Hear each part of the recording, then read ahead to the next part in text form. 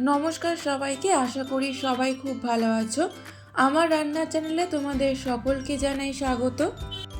আজকের রেসিপি ভালো লাগে চ্যানেলটা প্লিজ সাবস্ক্রাইব করে দিও, পাশে থাকা বেল আইকনটা প্রেস করে দিও যাতে আমি যখন ভিডিও দেব খুব সহজেই তোমাদের কাছে ভিডিওটা পৌঁছে যায়।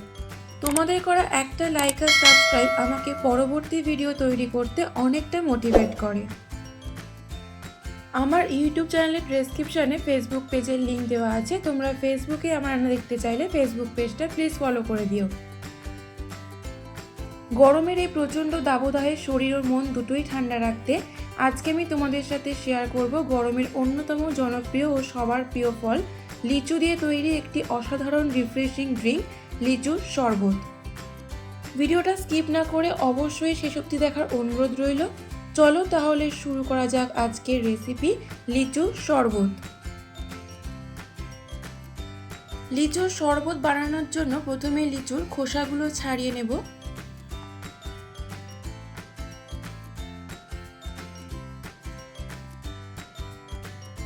তারপর লিচুর ভিতরে থাকা দানাগুলো বার করে নিতে হবে।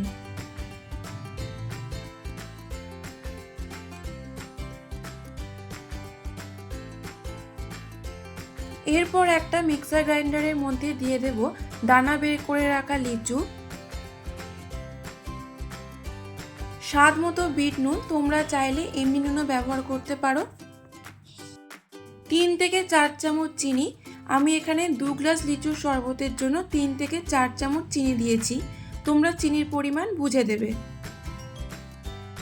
পাতিলেবুর রস 2 চামচ,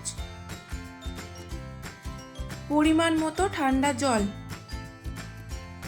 সবকিছু দিয়ে মিক্সার গ্রাইন্ডারে ব্লেন্ড করে নেব।